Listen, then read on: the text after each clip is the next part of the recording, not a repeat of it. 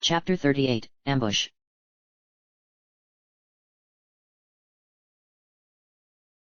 The Legend of Sunset Shimmer, Majora's Mask.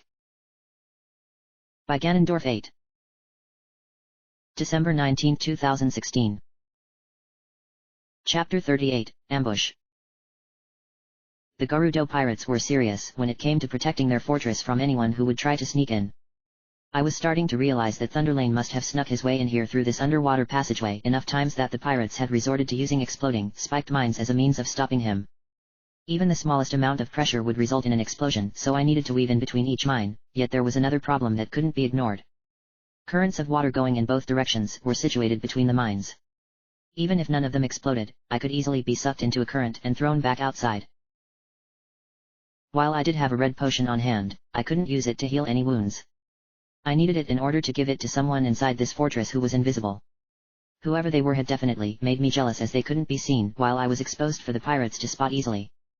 If I had whatever power they used, I could easily make my way around the fortress and not worry about being caught. Of course, I first needed to find this inconspicuous soldier, as snails referred to them as.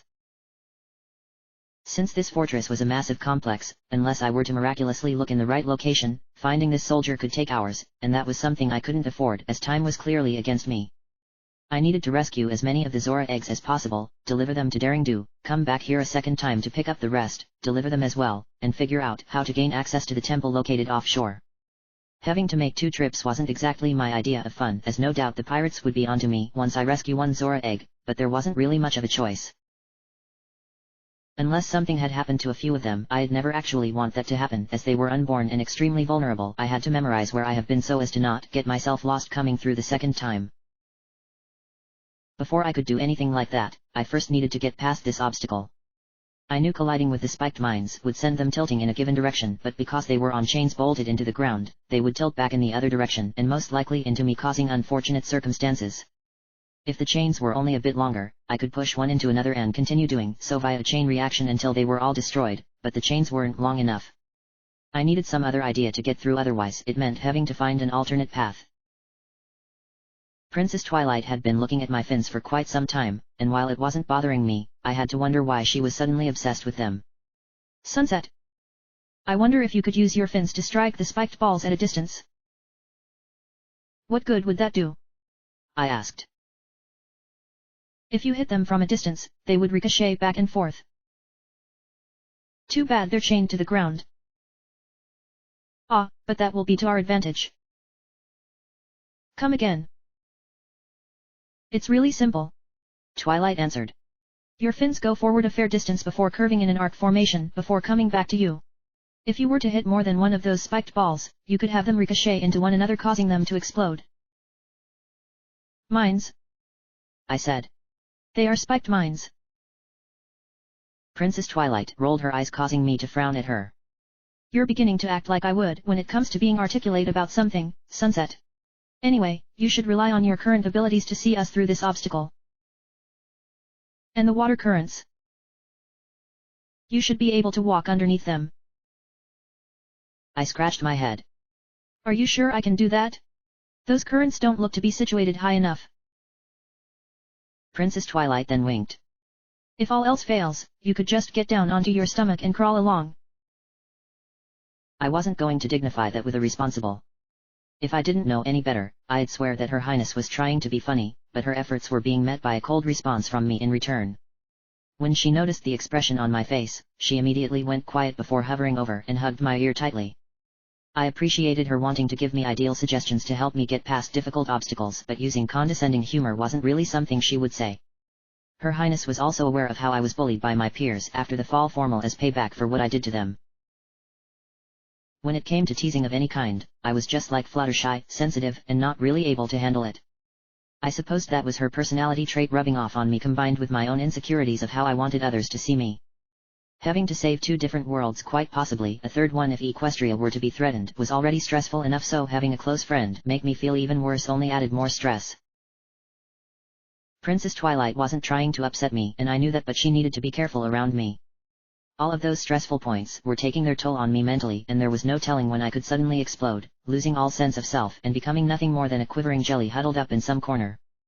The veil that was my sanity was slowly coming undone, a tapestry that hung itself together by thread, growing ever weaker with every passing moment.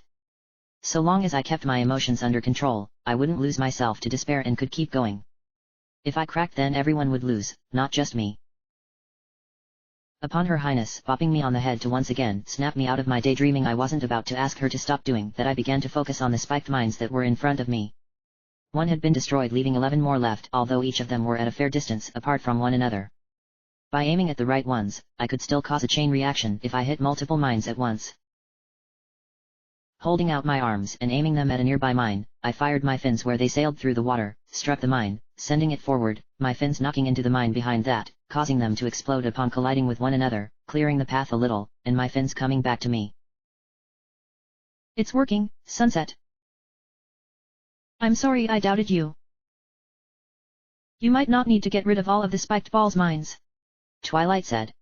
If you can leave a few behind, that would be great, as you would save some precious times that is needed for rescuing the Zora eggs.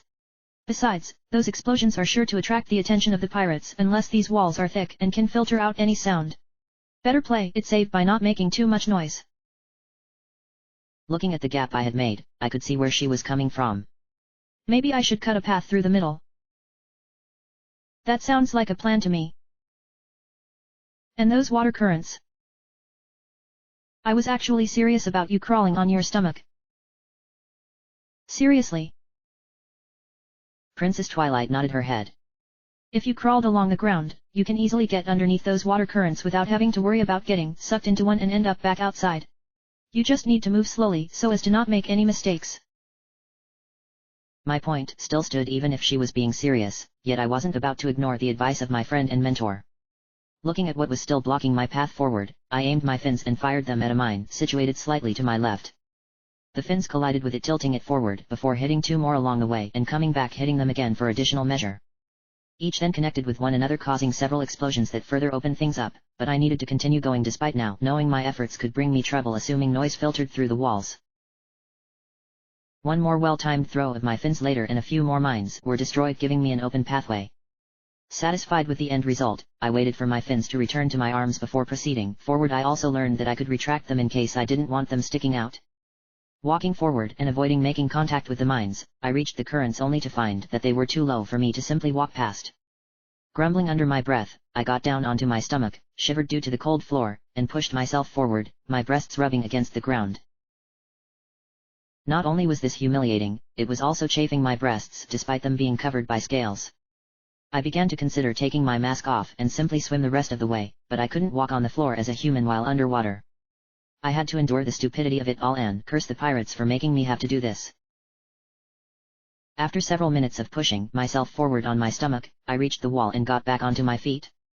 Looking down at my chest, my breasts were sore with a red tinge indicating that the chafing proved most painful. It could have been worse if not for those scales, but I had no time to complain about it now. I had to keep going and hope that nothing would hit me where I was hurting. Princess Twilight was concerned. I'm sorry, Sunset. I didn't know that would happen to you. I brushed my hand aside. It's not your fault, Twilight. If I had worn some kind of armor, my breasts wouldn't be sore right now, but I blame the pirates for this stupid setup and the Zora for not thinking about wearing protective gear. I slowly floated up to the surface and climbed out of the water. As long as no one hits my chest, I should be able to get over this slight mishap quickly. It's not a permanent burn, as that would have left me helpless, not to mention make me feel even more embarrassed. I reached for the knob in the door before me, turned it, and entered the next room. At least it should get a little easier now. When will I ever learn not to say things like that? This new room contained a few more spiked mines, although they were more spread out given how the room was much larger in terms of its width. A treasure chest was peeking out from around a corner, and what appeared to be a ramp could be seen in front of it. That chest could contain something. Probably rupees, given how the previous one was like that. Maybe so, Sunset, but you could with some extra money in case you need to buy some things later. I suppose you're right, I said. Sighing, I jumped into the water, weaved my way around the spiked mines, and opened the chest, revealing a red rupee inside. Told you it was rupees, but who could have placed this in here given the only means of defense are those mines? Good question, Twilight responded. But we shouldn't really dwell on it, as we'd be here all day otherwise.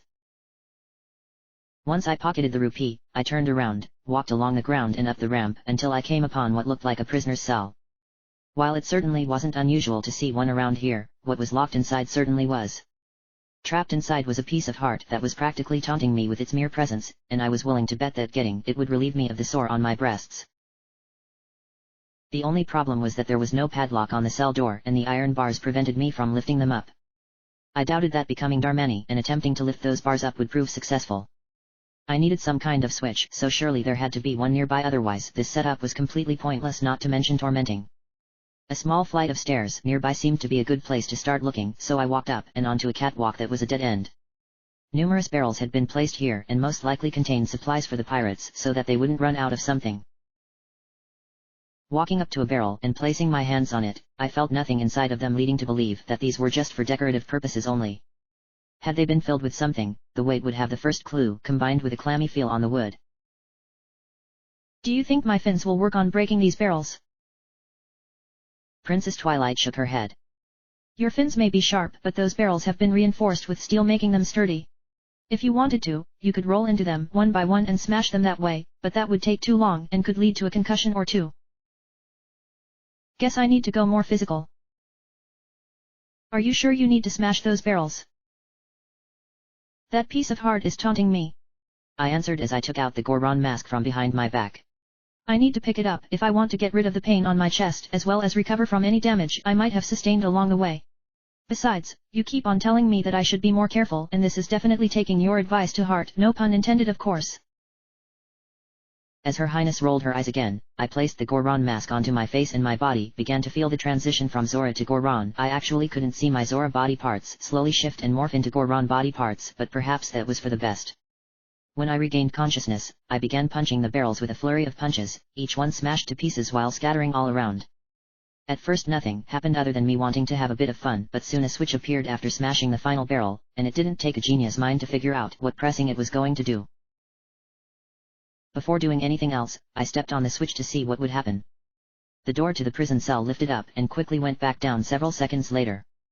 In order to get into the cell and collect the piece of heart, I had to roll down the stairs within a strict time limit and not roll into the water where I would instantly drown. That's when I also noticed one of those crystal switches cleverly tucked away in a corner. I'd have completely missed it and wasted time trying to find a means forward had I chosen to ignore the barrels in my attempt to receive relief for my sores. Even as a Goron, my breasts were in a lot of pain. Pressing the switch a second time, I immediately curled up into a ball just as the iron bars rose up, and I began rolling towards another set of barrels that I didn't smash. Before rolling into them, thus messing up my momentum in the process, I veered to the right, rolled down the stairs, and smacked into the wall just as the iron bars came back down. I rubbed my head. That was certainly something. Pretty skilled rolling there, Sunset. Thanks. I doubt that any of your other forms would have been able to get in here before the cell door closed, Twilight said. She quickly looked around to see if there was a means for me to escape, and sure enough, she discovered another switch right behind the piece of heart. She then pointed it out to me by hovering over and bobbing up and down above it. Hitting this should open the door and allow us to continue on. Don't you think it's strange? I asked whilst taking out the Zora mask. Why would they have a second switch in here? Why not make this a trap to prevent anyone who wanders in here from escaping? Placing the Zora mask on my face, my body began to change back to the way it was before. My Goron body suits shimmered before morphing into my Zora body parts. It was a better transition than what usually happened when I put on a mask as my human self. Once I finished changing, I checked to make sure nothing was out of place. All they're really doing is wasting their resources. Maybe, but perhaps they weren't expecting a Goron to be here. A place like this, what with so much water, would be death to a Goron. You should pick that heart up so we can keep on going, Twilight said. With all the noise you've been making down here, there's no telling if any of the Gerudo pirates are coming down here to find out what's going on. I'm sure you think you can take them on, Sunset, but Thunderlane had more experience fighting them, unlike yourself. If you get captured again, I don't think Rainbow Dash will be as merciful as last time. I wasn't confident in the least regarding the pirates. Sure, I had taken on similar pirates in my previous journey, but I lucked out more than anything against them.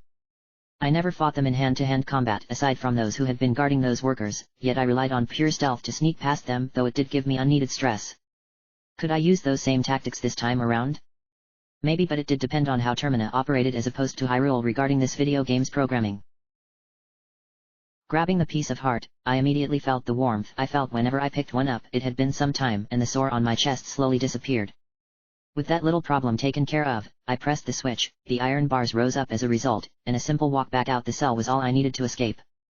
The crystal switch I noticed earlier should surely allow me to continue further, so I quickly ran up to the catwalk, aimed my fins at the switch, and fired them at it, striking with both fins with loud metallic noises. A large door on the far end of the room began slowly opening, and it was pretty obvious where I was going next.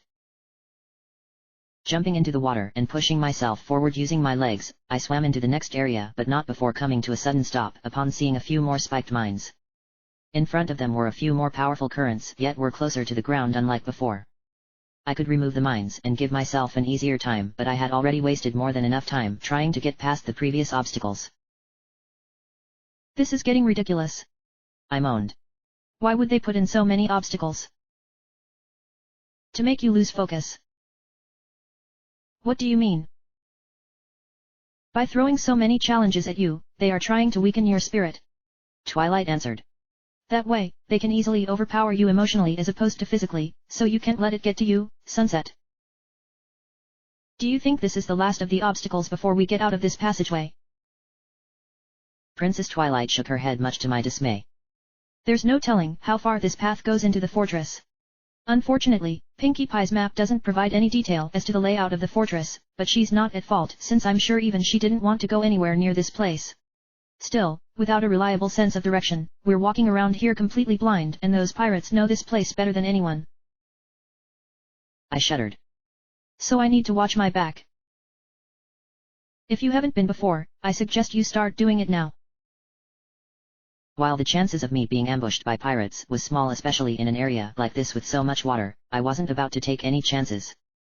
They probably had the means to swim underwater by using archaic diving gear, and that meant me not wanting to stick around here any longer. I had to take a risk and swim in between the spiked mines all while staying above the currents, otherwise making my way back here would be pain of the absolute worst kind. Using my legs to propel me forward, I swam forward only for my left fin to clip against the side of a mine, causing it to explode. I had no chance of avoiding it at such a close proximity, and I screamed deep within the recesses of my mind so as to not make it look like it was painful, and it was. Luckily, I kept my fins away from the other mines, so I swam past them and the currents before the path turned sharply to the left. At the end was a ladder that led further upwards, with the water level now being at ankle level thanks to the ground going upwards via a ramp. I collapsed onto my knees in pain. That mine exploded all because of my fin. I'm amazed it wasn't even worse. I should have been reduced to ashes from that. Maybe your body can survive better than I initially thought. You really think so? Princess Twilight nodded. Yes, but don't go start testing that theory by being reckless. You might be able to survive some things in this world that would normally kill you back in the world you call home, but there will be things that can and will kill you without question. Of course I wasn't going to do something like that. I may be reckless, but I wasn't stupid. Princess Twilight really should have more faith in me than that by saying something so unnecessary so as to shake not only my confidence but my credibility as someone who can save everyone from this nightmare.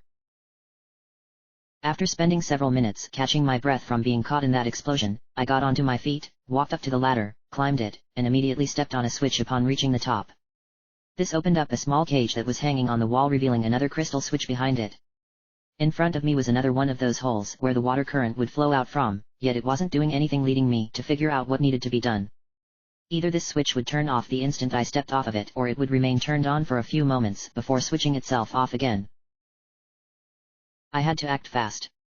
I stepped off the switch and onto the grated hole to prevent anyone from accidentally dropping down into it, aimed my fins and fired at the switch. They sailed through the air and looked like they were about to connect when they suddenly came back, attaching themselves onto my arms again.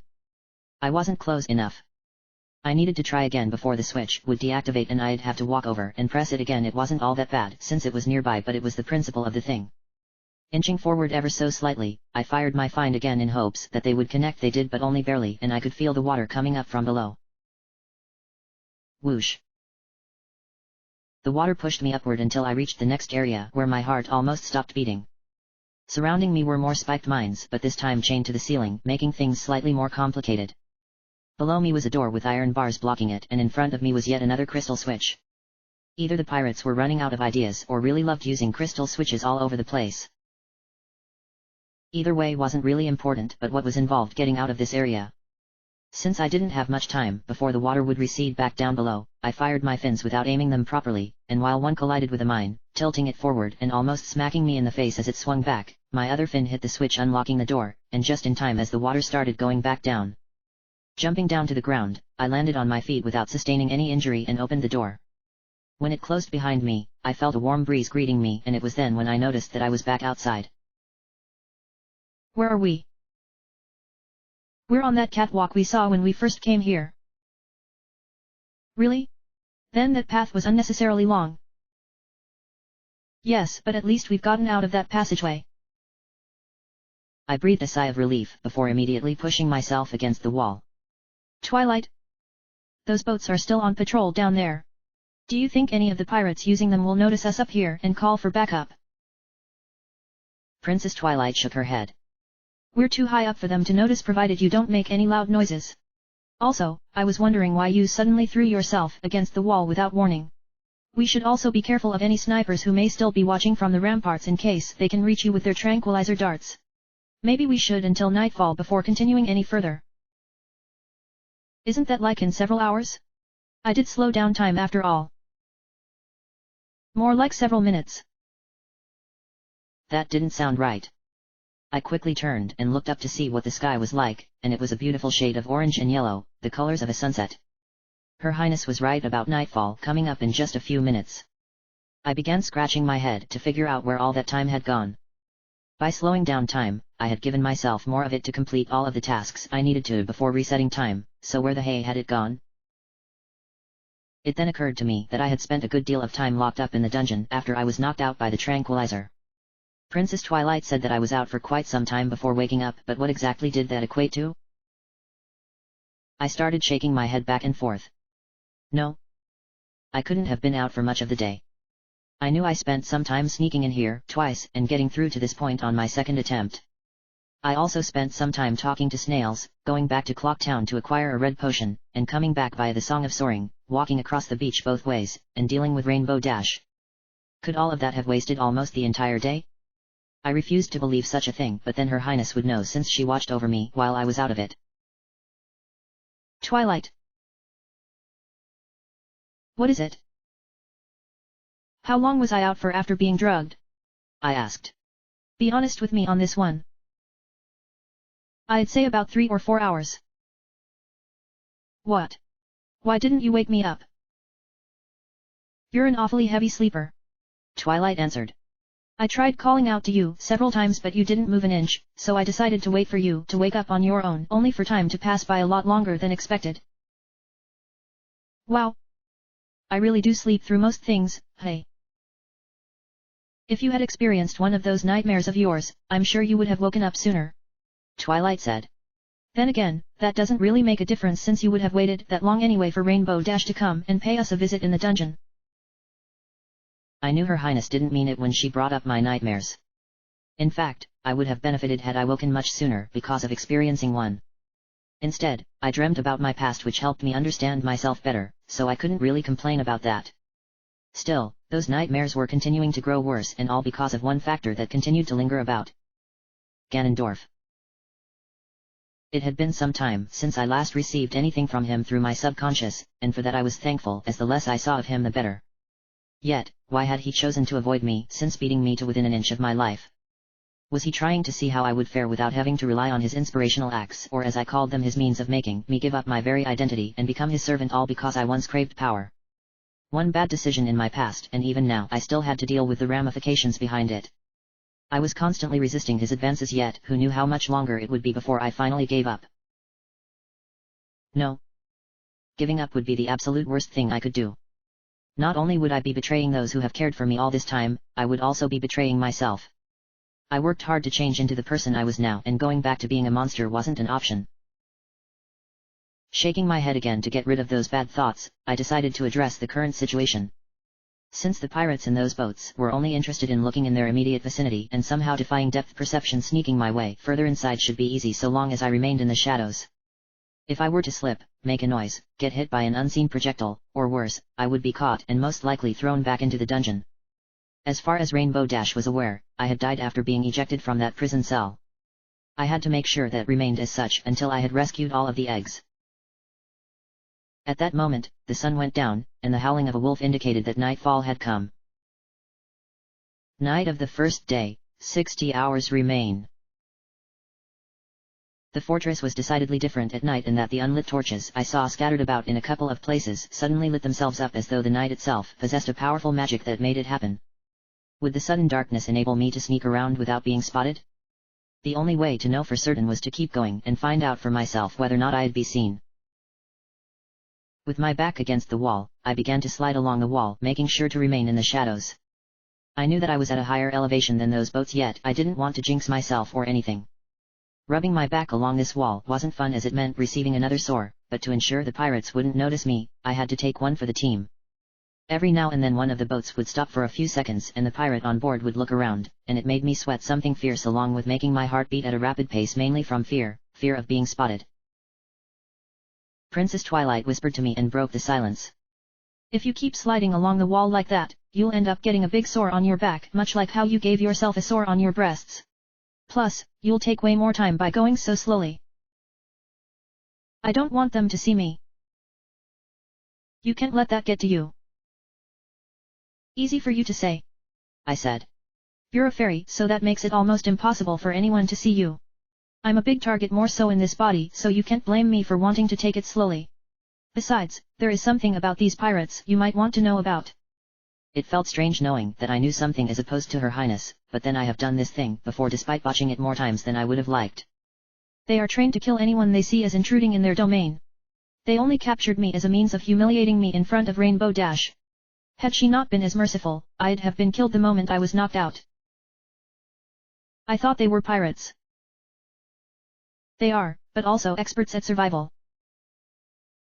Maybe you should take them down before they do so to you. I shook my head. They aren't monsters, Twilight, so killing them would go against being a hero.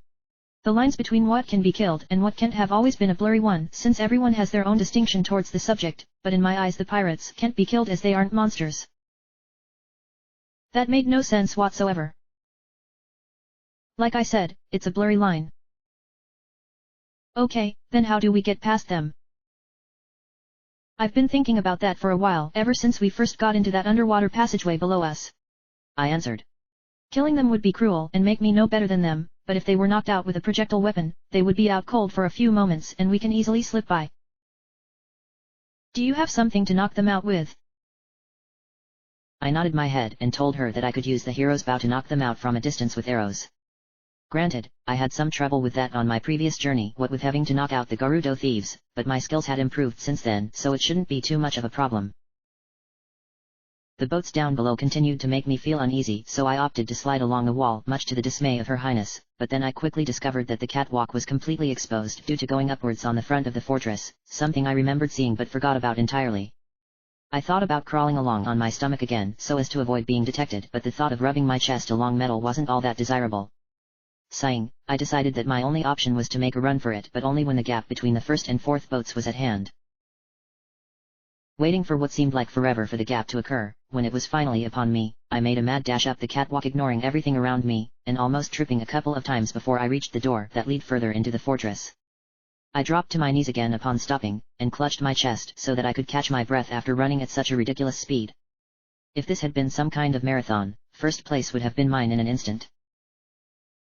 You know, you didn't have to run like that. I struggled to talk. I didn't want to take any chances. A simple walk would have sufficed. I struggled to talk. I made it. Up here. Didn't I? And almost give yourself a heart attack in the process. Twilight answered. Like I said, they couldn't see you up here because they were focused on watching the water below for any intruders that try to sneak in. Also, since this catwalk is so close to the fortress wall, we're out of sight of those snipers who couldn't possibly fire down here at such an awkward angle without falling. Sunset, you just made things more difficult than they really were. You always tell me to be cautious. Within good reason. Oh. Being cautious will prevent you from getting hurt, Twilight said. but being too cautious is the same as being too reckless, only instead of getting hurt straight away, you end up paying for it much later. Don't change what has been working for you, Sunset, on my account. If it has worked out for you in the past, then continue to use it, but think clearly before making a decision that could take everything away. Her Highness stopped short of giving me a lecture since we needed to get moving, but my response to her was a simple smirk that caused her to blush. I always said that she was someone who liked to take a logical approach through the use of books, while I preferred to get out into the field in my hands dirty. I hoped that would never change about her. Walking into the darkness and quickly emerging in a large open area, both my mouth and Princess Twilight's dropped upon seeing what we were up against. Aside from a few crates scattered about, there were no places to hide with the main central area of the fortress.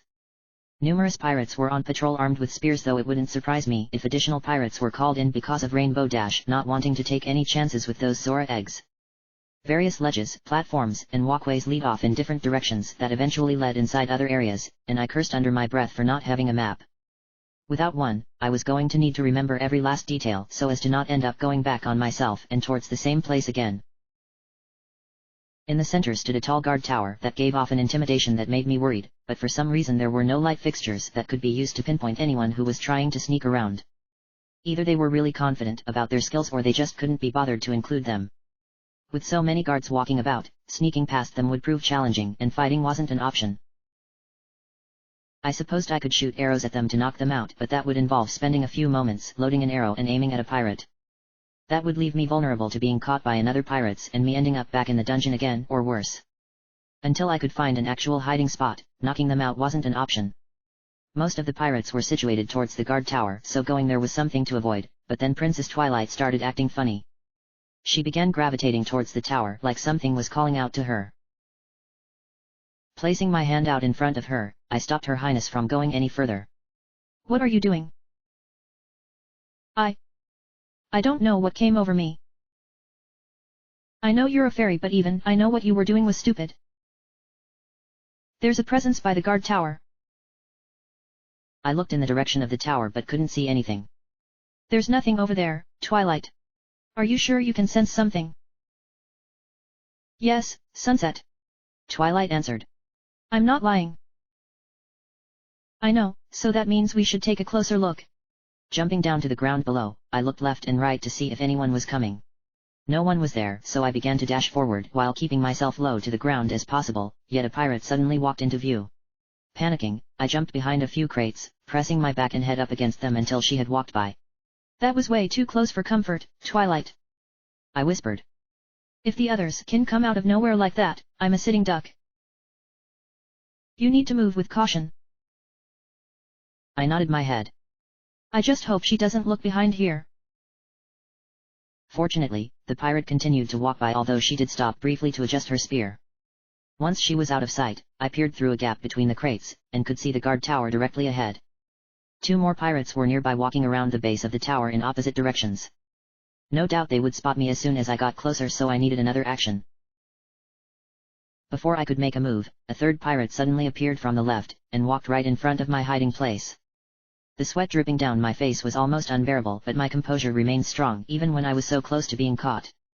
This pirate continued onward, though she quickly doubled back before heading the other way until she could no longer be seen. If my heart wasn't that strong enough, I'd be having a heart attack right about now. These pirates were ambushing me in a sense by coming out of nowhere and forcing me to become evasive. I couldn't make a mistake. Not in such a place like this. Sunset. I can sense someone or something at the base of the tower. Could they be invisible? If so, then you need to use that which can see the truth. But there are pirates in the way. Then distract them somehow. Easy for her to say when I had nothing on my person to distract them with. That's when I noticed a small rock located near my foot, quite convenient that it would be right there of all things, so I picked up it and was about to throw it when suddenly the pirates surrounding the tower began walking away from it. I couldn't hear entirely what they were saying, but I did manage to overhear them say that their second-in-command had finally come back. If this was indeed Derpy, I had just been given a huge reprieve, though I didn't understand why the 2 pirates had chosen to leave the tower defenseless. In any case, I took out the lens of truth, raised it to my eye, and peered through it in hopes of finding someone. I was surprised when I saw someone was indeed sitting at the base of the tower, waving their hand back and forth in hopes that someone would notice. The inconspicuous soldier turned out to be a female, not a bad thing mind you, and was wearing armor and carrying a spear. She looked like one of the soldiers guarding the different entrances to Clock Town, yet her complexion indicated she had been stuck here for a long time.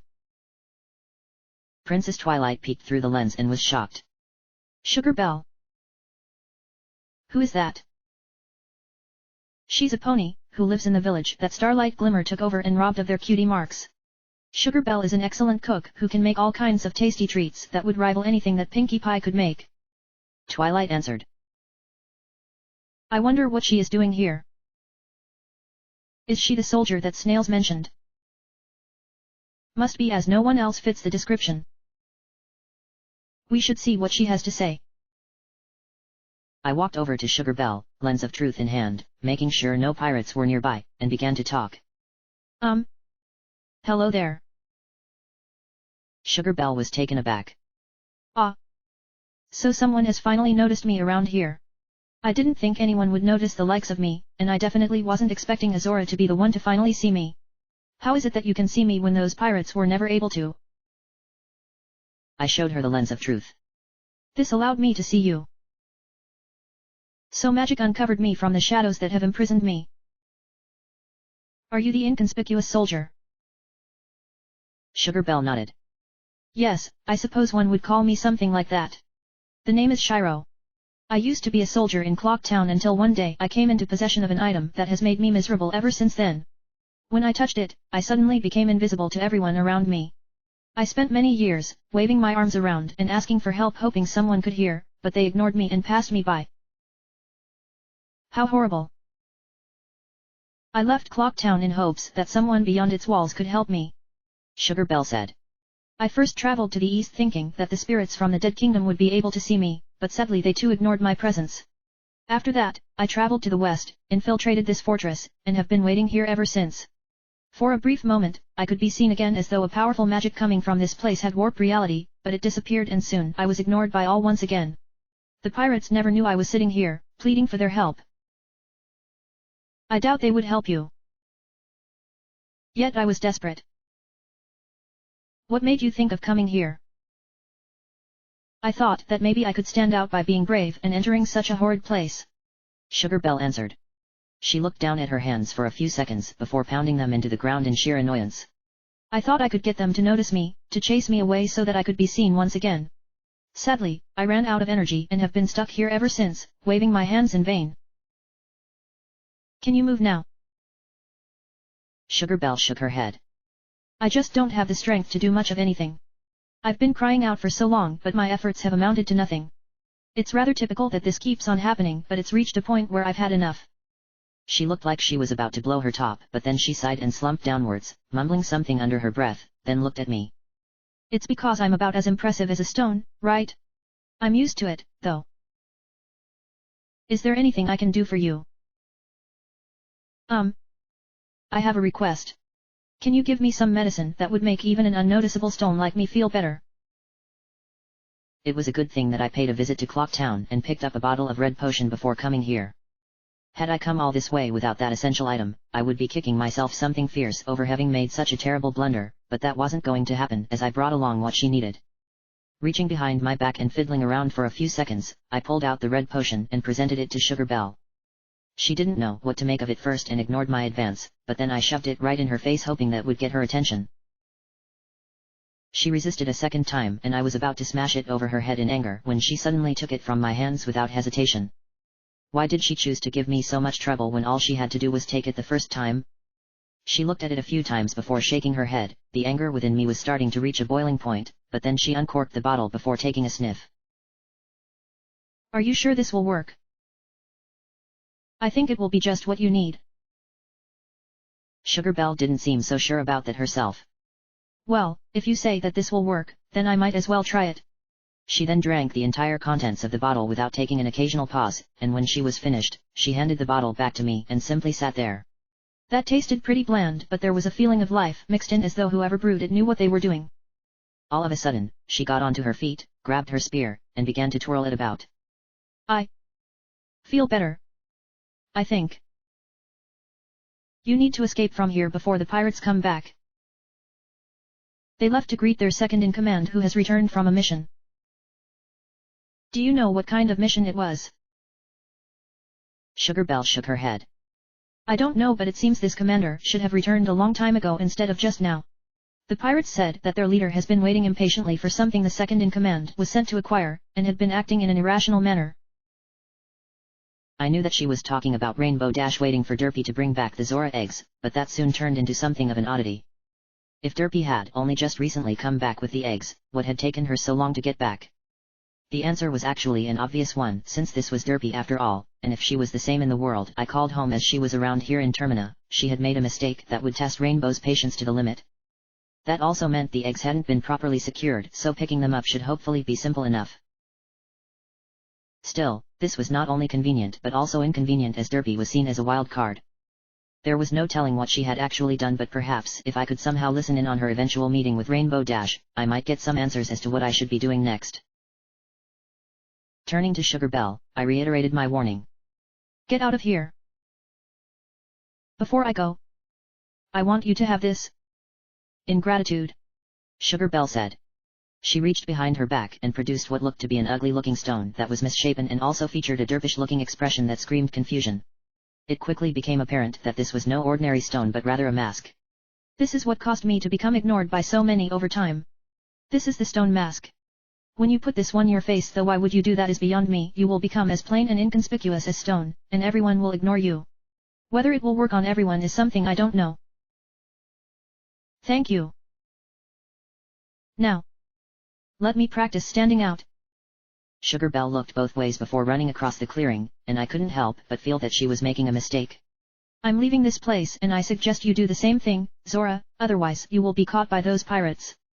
She continued running and soon was out of sight, and while I wanted to follow to make sure she would be alright, I knew that I had to continue on and rescue the Zora eggs. Worried she will get in trouble?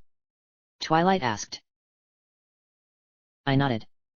If she can now be seen by anyone, running around like that is just begging for her to be spotted. The pirates have gone off to welcome Derpy back, but it won't take them long to be back on patrol. We should get going then, hey? I asked. I then took a closer look at the stone mask that Sugar Belle gave to me. Could this mask really make me invisible? It didn't seem like it could be done, since disappearing was a powerful form of magic, but then I've been able to change forms through masks, so I guessed anything was possible. I just wished that this mask didn't look as ugly as it did. If this works like she said, it could make going around here a lot easier. Yes, but you have to become a human to wear it. That's true. I think getting those eggs will take a two-pronged approach. Twilight said. You'll need to use your own natural skills as a human as well as the skills of your Zora form in order to make your way around here. Her Highness suddenly had an idea pop into her head and quickly floated down to my waist, looking at the spot where the pictograph box was hanging. From the fact that it was there surprised even me, as I thought it could only be used by a human. Didn't Snails want a photo of one of those pirates? You can walk right up to one whilst wearing that stone mask and take a photo without them knowing. Will any pirate do? I doubt he's the picky type. Now that I knew what to do, I grabbed my face, pulled off the Zora mask, changed back into a human, and flipped my hair back as it had been some time now. The sounds of footsteps could be heard coming from behind me, and that meant I needed to see if this new acquisition would prove effective. I placed the stone mask on my face and stood there out in the open until the pirates who previously left returned. At first, they thought they could sense something in the vicinity but quickly shrugged it off before resuming walking around. Neither of them paid any attention to me. The mask was definitely proving its value right off the bat. So long as I continued to wear it, none of the pirates could see me, and that meant I could waltz around here without fear. I wasn't going to do anything stupid just because I was now invisible, as that would just make me out to be an idiot who probably deserved to be captured. My attention then turned towards the ladder situated underneath the guard tower and how it went up to a catwalk that hung above. Perhaps checking that out would be a good place to start searching for the eggs. You two certainly look different from what I was expecting, Fluttershy said. The two figures who had been talking to her had since walked forward and out the shadows, revealing their true forms to her. I actually thought you were a pair of humans, not that being human is bad, but now I see that you look like something that originated from that place no one goes unless you were part of the undead. What are you saying? The small figure asked. Well, you two look like ghosts. Ghosts? Us? Please tell me you're not being serious. Fluttershy nodded with a nervous gesture. My mother told me that the land east of Clock Town is a place that the dead roam, and that no one should ever go there unless they want their chakra robbed from them, turning them into lifeless husks devoid of aura. Those are her exact words. She told my people about the stories humans and the other tribes have said about that place, and, well, you see, you two look like you come from there since you're not like anything I've ever seen before. She then looked down at her feet. Or, you do bear a resemblance to the local monster infestation. The small figure then lost her temper and her entire body became consumed by flames. How dare you? I've maintained a calm demeanor in comparison to my companion right here so far, but what you just said has made me livid. We're not ghosts and we're not those Neanderthal monsters that run around all over the place. We are full-fledged demons who possess more than enough power to bring this and any other world to its knees. Calling us by any other distinction is an insult. I am sorry. Fluttershy said as she cowered into a corner. You're supposed to represent kindness, but that's not what you are doing, is it? I guess. Maybe my theory was wrong after all. Please? Don't hurt me. I'm not going to do that. The small figure said. But, I will have to teach you what it means to recognize a demon. The tall figure then placed her hand on the chest of her companion and gave her an expression that brought her to silence. That's enough. And you say that I have a problem with my temper blinding me. I told you that you're just like me. The small figure huffed before backing down and looking at a book she was carrying in her hand, leaving the tall figure to address Fluttershy. My companion is right about us being demons and nothing lesser, but you weren't aware of that, hence your misconception. She stepped forward, held out her hand, produced what constituted as a smile, and stood there. No need to be afraid of us so long as we can get things done. Fluttershy hesitated at first before holding out her own hand. I didn't mean to offend. As long as you acknowledge that, I won't hold it against you. And your, friend. If she knows what's good for her, she will act in the same manner. Who are you? I am known as Sunset Demon, a creature born from one's desire for power, and cast aside when that same person decided to change her life. This is Midnight Sparkle, a fellow demon who desires magic and knowledge, but prefers to rely on a logical means rather than be a conqueror. I don't know what she was thinking when she made that decision, but I suppose some things just can't be helped. The tall figure answered. So why are you, here? Midnight Sparkle wanted to test a theory. Sunset Demon answered. She wanted to know if you were displaying traits of kindness. Kindness? Sunset Demon nodded. You mentioned earlier something about a monkey. Oh yes. Fluttershy said. I've been worrying about him ever since I was captured by the monster who controls this temple. I am hoping that my mother does not listen to the advice of her advisors and punish the poor monkey. He didn't do anything to me and my heart would be crushed if he were to get hurt because of me. The monkeys have always been pleasant to my people until recently when things in this swamp began changing. How do you feel about your kind? The advisors to my mother mean well, but their lust for power blinds them. Fluttershy answered. If I could get them to change their ways, I am sure my mother would appreciate them better rather than the current arrangement my father made before he wilted away. The previous Deku kings ruled through arrogance, autocratic rule, and just generally having a loud enough voice, yet my mother sought to rule differently. She wanted to rule through love, kindness, and understanding, and wishes for me to assume that very mantle when she secedes from the throne someday. You want to rule through kindness? Yes.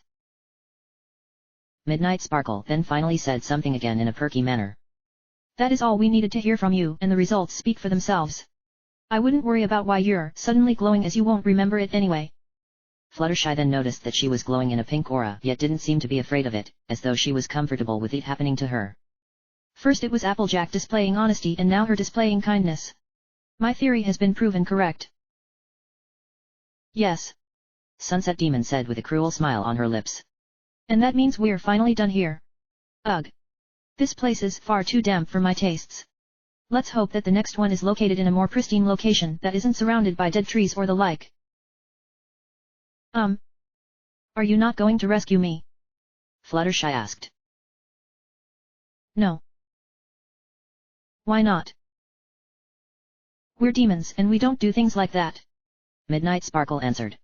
Despite your tongue, we managed to prove my theory to be a solid one, so we no longer need to be here to watch over you. I'm sure someone will rescue you, though I wouldn't hold my breath to that. Anyway, thank you for assisting me by providing evidence. For that, you will not be harmed by either of us, and we shall leave you be, right? Sunset Demon said nothing at first and had clenched her hand into a fist, but ultimately calmed down, turned around, and walked back through the hole in the wall she had made earlier in order to reach Fluttershy's location. As Midnight Sparkle turned, smiled at Fluttershy, and laughed as she disappeared into the darkness, the confused princess didn't know what to make of what had just happened. She then moved towards the hole in the wall thinking she could use it to escape in order to return to her mother and rescue her monkey friend, but the hole suddenly filled up as though magic had just been used. It seemed the demons weren't kidding when they said they had no intention of rescuing her, and they were making sure that no one did. With the stone mask on my face, I climbed up the ladder underneath the guard tower until I had reached the top. It was at that moment when I realized why there were no lights that could be used to shine all across this inner area, and it was because no one had bothered to install any. Instead, there were several bags of what were either food rations, ammunition for their bows, or something I probably didn't want to know about. If Rarity were here right now, she would throw a fit because of uncouth the pirates were when it came to their belongings. Out of the corner of my eye, I could see a pirate walking back and forth across the catwalk. The opposite end of it connected to a platform that led up to a really fancy-looking door, and compared with what I had seen of doors so far, there was no doubt in my mind that Rainbow Dash was lurking somewhere on the other side. She still wasn't aware that I had survived her attempt at killing me earlier, and that was my one true advantage around here. Being spotted wasn't an option, although with this mask on, I can walk past the pirates without them even knowing I was there to begin with. The one pirate walking on the catwalk was going to be a problem as she was in my way. Even though no one could see me, I could still interact with objects, and the reverse was also true in that they could interact with me, thus ruining the illusion. For me to progress, I had to knock the pirate out using a well-timed arrow, but I first needed to take a photo of her. I had no desire to know what kind of thing went on in Snail's mind, but if I wanted that seahorse, getting a photo was necessarily. Walking onto the catwalk, I moved as far forward as I could before taking the pictograph box off of my belt and holding it out in front of me. It didn't take a genius to figure out that a full front shot was what Snails was looking for, so when the pirate turned around and began walking towards me, I pressed the button on the box the moment she was about several steps from running into me. It clicked, though there was no flash or noise. That was a good thing, as a flash and slash or noise would have drawn suspicion, and a pretty satisfactory photo came out as a result. This was going to definitely please Snails given how close I had to be. The pirate turned around and started walking back towards the big door, yet I knew she needed to be knocked out as her walking pattern made it impossible for me to slip past her without accidentally bumping into her. After putting the pictograph box back onto my belt, I took out the hero's bow, loaded up an arrow, waited for the pirate to turn around. I wasn't going to hit her in the back, and fired it where it struck her in her side, causing her to drop to the ground. I sighed. I feel bad for doing that. But it needed to be done. Twilight said. You don't think I killed her, do you? The arrow didn't enter her body as it disappeared upon hitting her. Twilight answered. If anything, I'd say she will be unconscious for a couple of minutes. I suggest we leave before she wakes up and wonder what had just happened to her. I walked over and past the pirate until I reached a strange pillar that was situated in front of the door. On top of the pillar was a strange-looking block that had something that felt familiar, as though I had seen it before, but my mind couldn't recall where I had seen it. Another ledge below me led up to another door, and the sound of someone arguing could be heard on the other side. Using my ear, I began to listen to see if I could figure out who it was, and I immediately recognized Rainbow Dash. She was behind that door, the one down below and not the one in front of me, and she wasn't in a good mood. I thought about jumping down below and entering the lower door in order to confront her, but I doubted she was on her own. I had a feeling she was flanked by additional pirates who she trusted with her life, and I also felt that the stone mask wouldn't work on her, which was something Sugar Belle mentioned before she left. Looking over my shoulder, the pirate I had knocked out was beginning to come to, so I quickly ran up to the door, opened it, and stepped into the next room, closing the door behind me just as she got back up and resumed her patrol over the catwalk. This next room started out with a short corridor followed by a dead end, and I could just barely see the edge of a window nearby. The noise that I heard from before was louder in here and also echoed due to the room having metallic walls. I had no idea what the purpose was for this particular room, but it appeared I had taken a wrong turn, yet going back wasn't an issue since I had the stone mask on, enabling me to sneak by most people and monsters. Princess Twilight rushed out and hovered in front of me. Why did you come in here, Sunset? We need to get down there and talk to Rainbow Dash. That's not a good idea. You're practically invisible while wearing that mask. I took it off and put it away. Sugar Belle said it doesn't work on everyone, and I think Rainbow is one of those exceptions. Don't want to risk it? No, I don't. Then what is the point of this room? I shrugged my shoulders. That's a good question. Walking forward, I suddenly came to a stop when a bee suddenly appeared from behind me. It flew past. Through the window there were bars on it with the middle sections missing, and entered a beehive hidden conspicuously out of sight. That's when I heard the sound of Rainbow Dash's voice coming from the other side of the window. I inched my way forward, peeked through the window and looked around. There's Rainbow, and the one standing by the entrance must be Derpy, yet how did she get down there?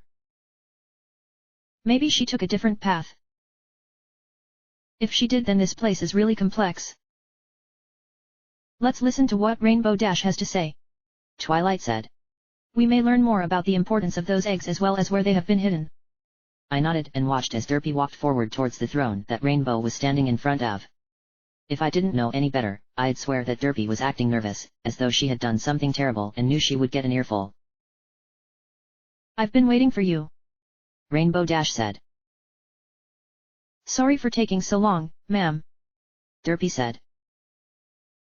Where in the world have you been all this time? Rainbow Dash asked, her voice getting both louder and angry. I sent you out to do one simple task, steal a bunch of eggs from those accursed Zoras, and come back with them so we could put them into those aquariums. You see, ma'am, we kind of ran into a problem. What kind of problem? The scouts went back to the fortress as was expected, but I lead the others in a completely different direction, and we ended up in Pinnacle Rock. I just don't know what could have gone wrong. On top of that, I seem to have misplaced my sword again, Derpy answered. Rainbow Dash said nothing at first, but then she slowly walked over to a nearby wall, and pounded her fist right into it. The force of the impact left an impressionable dent. She walked back the other way to her throne, turned to face Derpy, and suddenly yelled. Are you seriously kidding me here, Derpy? How could you have ended up in that wretched place with all those giant sea snakes? I just don't see how anyone could have done that in such a fashion. Rainbow then looked at her second-in-command and slapped herself in the forehead before moaning. Only you could have done something like that. My bad. Losing your sword is one thing, but I suppose it was to be expected. It is, ma'am. Rainbow Dash nodded. No doubt that's how the Zora knew we had stolen their precious eggs and decided to send Miko here to get them back. Unfortunately for them, they didn't realize that I had been preparing for his attempt at sneaking his way in here. She suddenly bit her bottom lip and began talking quietly. I still can't believe I allowed him to trick me, even though he has now met his end on the rocks outside. Rainbow looked back up at Derpy. Despite taking a detour, you managed to make it back here in one piece. Now, have all 7 eggs been placed into the aquariums? That's where the problem comes in. What are you saying? We lost 3 eggs. What? Only 4 of the eggs are safe inside the fortress, Derpy answered. The other 3 were taken away by the sea snakes and have probably been devoured by now, but there is a small chance that they could still be intact. Rainbow Dash started throwing a temper tantrum in response to what she had just heard. I was quite surprised that she would resort to such behavior, but then this wasn't the same person who would brush off such problems and attempt to stay positive. I felt bad for Derpy having to incur Rainbow's wrath. What are you trying to pull here? For your sake, you had best be lying and pulling off a really lame joke. Derpy remained silent and attempted to look away from her superior, yet this made Rainbow even more vivid than before. If people hear the great pirates have lost the treasure they stole, we'll become a laughingstock. Yes, but awful. The sea is strangely murky where we were attacked by the sea snakes. Silence. Awful. I said silence. Rainbow Dash snapped. I'm tired of your excuses, Derpy. You had one job and you failed miserably, bringing shame onto your fellow pirates. If I weren't in such a good mood right now, you would have been either thrown in the dungeon or exiled forever. I knew it would be difficult since you have been known to struggle, but that's my fault for giving you so much pressure. Derpy cried. I'm just a big failure. Enough with the crying. But Oval. I said enough, Derpy. Rainbow Dash hissed. I won't repeat myself again. For her part, Derpy stopped crying, although she was now looking at Rainbow like she was scared to death, and most likely didn't want to be there. Your blunder isn't as bad as it could be since those Zoras also have problems. They are a proud race who don't like to admit that they made a mistake by letting us steal their precious eggs from right under their noses. That's why they can't send for any help. It would be too embarrassing for them. What do you suppose they will do, ma'am? Now that the eggs are gone, the Zoras should be frantically searching for them. Rainbow Dash answered.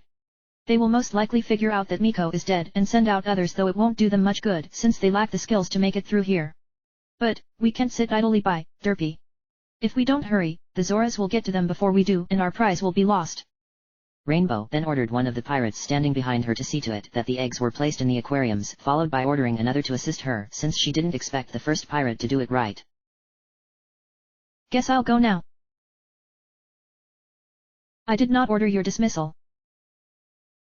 Sorry, ma'am. Go find the other 3 eggs before those sea snakes eat them. Rainbow Dash said. I don't care if you have to dive into the water and get them yourself. Just don't screw this one up above all else. Now you're dismissed. Derpy lowered her head. Understood. She turned around and began walking towards the door, her arms swinging about in a somber style, tears trickling down her cheeks, and the look of fear was spread on her face, all while Rainbow Dash showed no signs of being concerned. I had every mind to get down there and give Rainbow a piece of my mind for how she had just treated her companion, but before I could do anything, something else was happening down there. Wait. Yes, ma'am. I don't mean to scold you, Derpy, but you did screw up big time. I'm sorry, ma'am. Then this should give you some much-needed inspiration. Rainbow Dash said. The Zora eggs are the only clue we have about that dragon cloud floating over the bay. I don't know if the Zora are aware of this, but we can't take any chances, otherwise we will lose out on everything. What about that masked imp? Rainbow Dash sighed. Despite her magic almost bringing this fortress down, I must admit that her information has proven to be accurate. Derpy, be honest with me for a moment, since you are my second in command. Do you think the masked one was telling me the truth about the temple? Derpy shrugged her shoulders. Only the Zoras know anything about that place, ma'am. I figured as such. The way I see it, ma'am, Derpy began. We've come this far by listening to that imp, and despite the freaky powers she possessed, I think she despises the Zoras just as much as we do, hence why she insisted on us stealing a bunch of eggs. I don't entirely trust her, as I think she plans on turning against us once we're no longer of any use to her. As Derpy continued with her opinion, Rainbow Dash just stood there dumbfounded as she listened to what her second-in-command had to say. We should continue with the plan, but perhaps have a backup plan in place in case she decides to wipe us out for no reason. You certainly have your moments despite your blunders. Thank you, ma'am. Rainbow Dash moaned. That wasn't meant to be a compliment. Never mind. Just pay attention, Derpy. She began rubbing her hands together, a smile appeared on her face, and her mannerisms changed towards being playful. The plan will continue as whoever heard of a pirate refusing such vast wealth opportunities? If we are to be betrayed by that one, we shall be prepared accordingly, and she will understand what it means to double-cross the Garuto. Yes, ma'am. Still, if what that strange, masked one says is true, and if we can get our hands on the treasure that lies sleeping in the temple in that dragon cloud, then we can spend the rest of our lives living the good life. Rainbow Dash said. That would be wonderful. Yes, it would. We'll never have to steal from anyone again. It will be something I'll miss greatly. Rainbow Dash said. But, we've been stealing from the other tribes for far too long as it is. It's reached the point where they've actually become competent enough to try and kill us instead of simply trying to imprison us in whatever constitutes as a dungeon. If we overreach ourselves, then we'll end up paying the price much later, and I'd rather not have us go through something like that. Derpy, get a move on and go find those remaining eggs. Now, do whatever is necessary even if you have to destroy those sea snakes and all of Pinnacle Rock in the process. Understood. Derpy then turned around and walked off, a spring in her step indicating that she was happy knowing that Rainbow Dash had made her feel better, and given the chance to finish her mission by fixing the very mistake she caused. Rainbow then started talking to the remaining two pirates who had been watching the entire conversation, their nods suggesting they agreed wholeheartedly over what had transpired, yet I saw things a lot differently. The stakes had suddenly changed for the better and for the worse at the same time.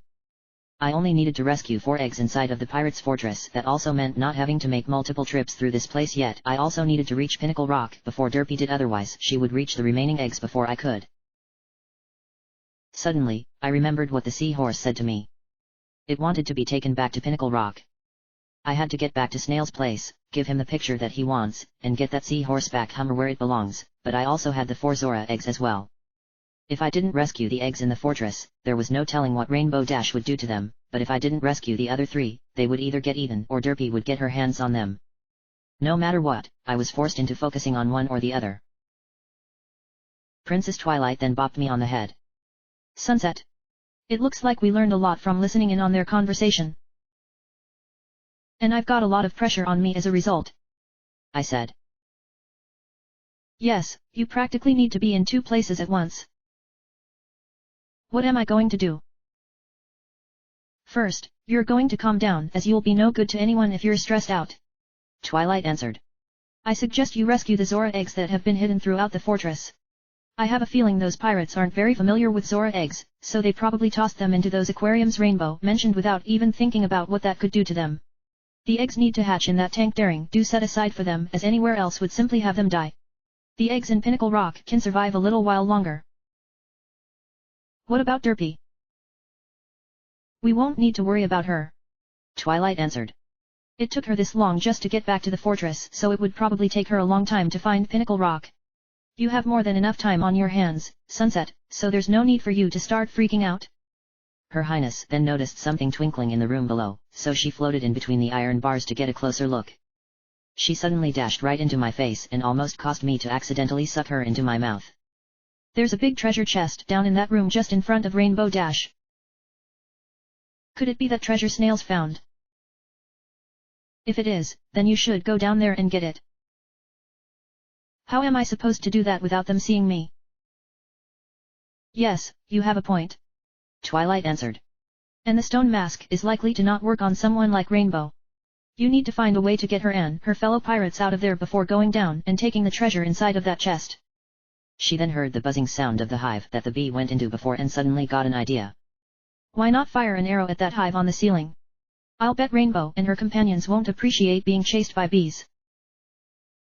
Nodding at her idea, I took out the hero's bow, aimed an arrow at the hive, and fired at it. The arrow struck the side of the hive, causing it to fall down and smash to pieces on the floor below, releasing a swarm of bees who didn't take too kindly to Rainbow Dash. She tried fighting back using her sword, but it proved useless as the bees began stinging her in different places on her body. Knowing that this was a lost cause, she and her fellow pirates began running away screaming in terror, leaving the treasure chest completely unguarded. Part of me felt bad for doing that to her, yet I had no other choice as the treasure in the chest was sure to be useful. Once I had determined that Rainbow and the others were out of the room, I put on the stone mask. I wasn't about to go outside without it on my face, exited the room, jumped down to the ledge below, and entered the room again, but from the door that Derpy had used. Compared to other rooms throughout the fortress, this one actually looked well furbished, as though it had received all the detail, leaving everything else to suffer. The treasure chest in front of me was begging me to open it, but then my eyes noticed something to my right that only made me slap my head in frustration. Princess Twilight and I had overheard Rainbow telling the others to ensure the eggs were placed into aquariums, and there was one here in this very room, situated right below the barred window I had used moments ago to spy on everyone.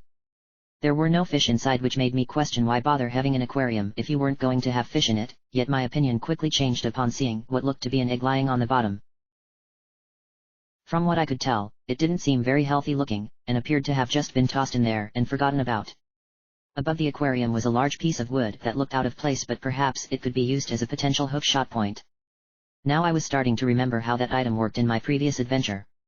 I just hoped its chain was long enough and didn't require an extension. Princess Twilight floated over to the nearby aquarium and placed her face up against it. I'm actually surprised that one of the Zora eggs would be located so easily. Not only that, but those who were guarding it ran away due to being chased by bees. It's never a good idea to think like that. Why not? In a place like this, you never know who might appear from the shadows. Yes, you do have a valid point, Twilight said. She continued looking at the egg before looking up at the piece of wood I noticed moments ago. You'll need to get up to the top of the aquarium, jump into it, and scoop up the egg in one of your empty bottles. The hook shot should allow me to get up there. Then get it from the chest over there, Twilight said. That egg needs to be taken to the Oceanside laboratory before it starts getting even worse. You're not going anywhere. A loud booming voice suddenly echoed across the room, and at first I thought it was Rainbow Dash having come back, but this voice didn't sound anything like her. I began looking around in hopes of finding out who had just called out to no avail, but my answer came in the form of a tall woman dropping down from the ceiling, landing on the floor with a soft tap before standing upright. She wore a standard pirate's outfit, although the green coloring made her stand out in comparison to the bright reds and oranges of this room. Judging from her expression, she wasn't thrilled at seeing me here. It's a good thing I followed you here. What do you mean? I asked. I was guarding another area of the fortress, but when I stepped outside to get some fresh air, I noticed you standing beneath the guard tower. Knowing you were an intruder, I followed you and waited until you reached our valuable treasure. Pretty clever of you. Flattery won't save you, kid. The pirate then drew out a pair of curved swords and struck a pose. We don't take kindly to intruders around here. I don't know how you managed to worm your way through our defenses, but your little romp ends here and now. The pirate then swung her swords at me, only for them to get driven slightly into the treasure chest with a sickening thud when I jumped backwards. And here I thought you were just a hapless little kid who got lost. I'm quite capable, I said as I drew my sword. The pirate then laughed. With that pathetic excuse for a sword? I think you're all talk then fight, but then we'll see soon enough, won't we? Pulling her swords out of the chest and running her finger on each to see if they were still sharp, she then noticed the stone mask on my face. I had forgotten to take it off upon entering the room and thought it a little odd, staring at it for a few seconds. Do you think you can fool me with that mask? You may have slipped by some of my sisters while wearing it, but it won't help you against me. I had a feeling that the stone mask would prove ineffective. That meant I had to fight her while she in turn could see me. Taking off the mask and putting it away, I slung my shield onto my arm and raised it, knowing I needed to defend myself appropriately since the pirate was wielding two swords. Don't underestimate her, Sunset, Twilight said. How good do you think she is? Given how she is swinging those swords around, I'd say she has been trained very well. Figures as such. She will most likely use those swords to parry and repel your attacks before following up with one of her own, Twilight said. She may also use a powerful jump attack that could knock you down that your shield can't stop, but if you can avoid such a maneuver, she will be vulnerable to attack for a couple of seconds. This battle will come down to patience, timing, and knowing when to make a move. Was I prepared for such an opponent? End of chapter.